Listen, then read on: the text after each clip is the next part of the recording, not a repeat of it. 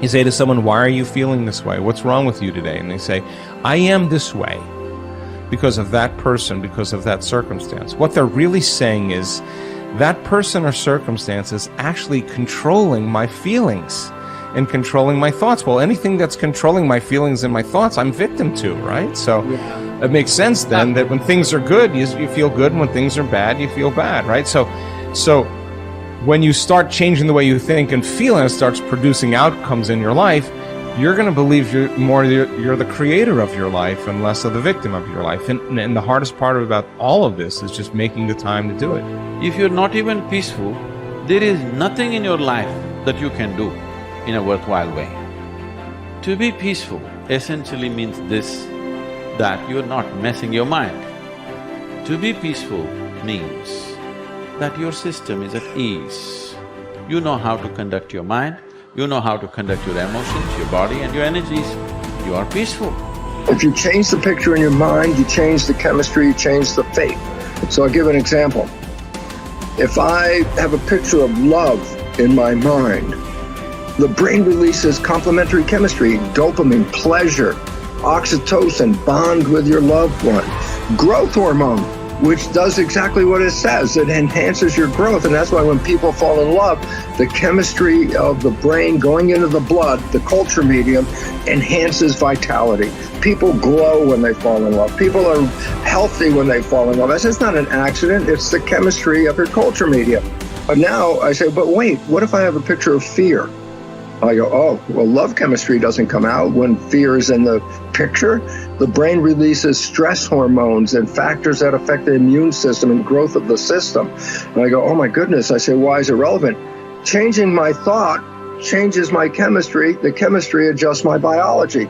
So if I can control my thoughts, I can control the chemistry, and therefore I control the biology.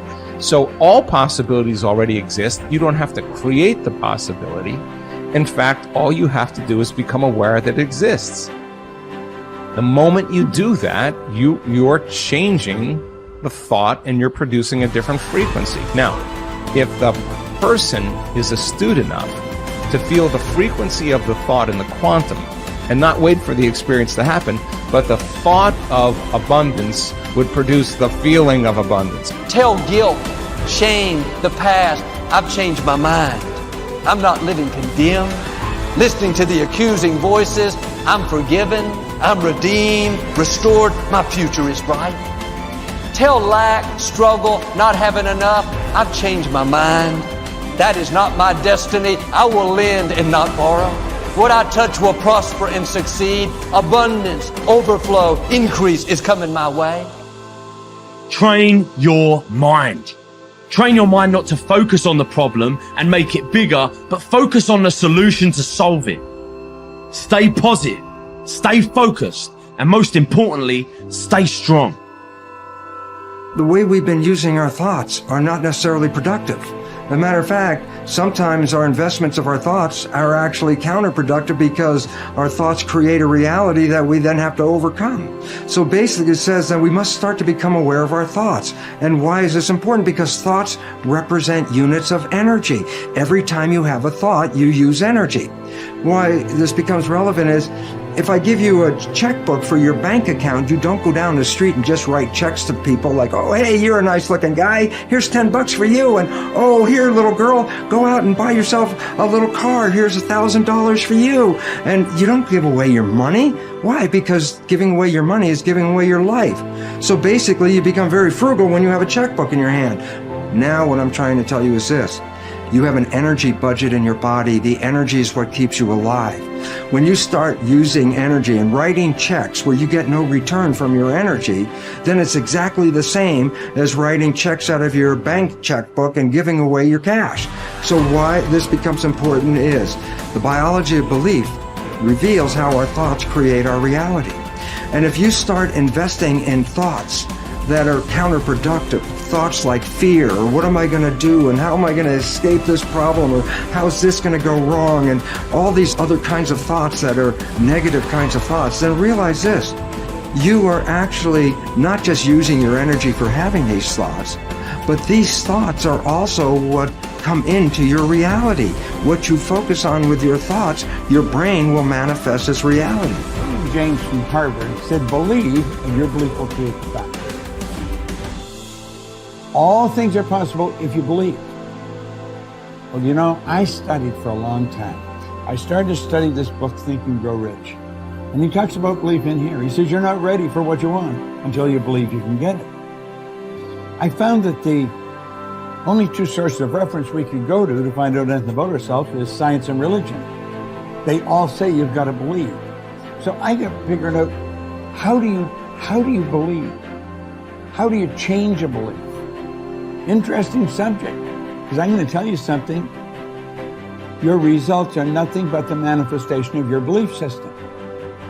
Well, our belief system, now listen carefully, is based upon our evaluation of something. And frequently when we reevaluate a situation, our belief about that situation will change. Let me repeat that. Our belief system is based upon our evaluation of something. Frequently, if we reevaluate a situation, our belief about it will change. I began reevaluating who I was. I started to study. I never stopped studying. And I found as I reevaluated, I had a much higher opinion of myself. I found out things about me that I would have never believed if you had told me. The power that's locked up within us, the marvelous system we've got. Do you know the blood circulates through your veins every 33 seconds, through hundreds of miles of passageway? Bang, just like that, clears all the food in and all the garbage out. Stop and think of the central nervous system. It's the most complex electrical system in the world. And you've got it. Think of your brain, an electronic switching station like that. You can change the vibration of yourself and everything around you. We have awesome powers, and it's all based on what you believe about you. Nothing is so embarrassing as watching someone do something that you said could not be done. People who embrace possibility thinking are capable of accomplishing tasks that seem impossible because they believe in solutions. When you believe you can do something difficult and you succeed, many doors open for you. Big thinkers are specialists in creating positive, forward-looking, optimistic pictures in their own minds and in the minds of others. If you embrace possibility thinking, your dreams will go from molehill to mountain size, and because you believe in possibilities, you put yourself in position to achieve them. The winners in life think constantly in terms of I can, I will, and I am. Losers, on the other hand, concentrate their waking thoughts on what they should have done or what they don't do. If you believe you can't do something, then it doesn't matter how hard you try, because you've already lost. If you believe you can do something, you have already won much of the battle. The first step in becoming a possibility thinker is to stop yourself from searching for and dwelling on what's wrong with any given situation. Sports psychologist Bob Rotella recounts, I tell people, if you don't want to get into positive thinking, that's okay. Just eliminate all the negative thoughts from your mind. Whatever's left will be fine. If possibility thinking is new to you, you're going to have to give yourself a lot of coaching to eliminate some of the negative self-talk you may hear in your head. When you automatically start listing all the things that can go wrong or all the reasons something can't be done, stop yourself and say, don't go there. Then ask what's right about this. That will help to get you started. And if negativity is a really big problem for you and pessimistic things come out of your mouth before you've even thought them through, you may need to enlist the aid of a friend or family member to alert you every time you utter negative idea. One of the best ways to cultivate a possibility mindset is to prompt yourself to dream one size bigger than you normally do. Let's face it, most people dream too small. They don't think big enough. Henry Curtis advises, make your plans as fantastic as you like, because 25 years from now they will seem mediocre. Make your plans 10 times as great as you first planned, and 25 years from now you will wonder why you did not make them 50 times as great. If you push yourself to dream more expansively, to imagine your organization one size bigger, to make your goals at least a step beyond what makes you comfortable, you will be forced to grow. And it will set you up to believe in greater possibilities. Most people want their lives to keep improving, yet they value peace and stability at the same time. People often forget that you can't improve and still stay the same. Growth means change. Change requires challenging the status quo. If you want greater possibilities, you can't settle for what you have now.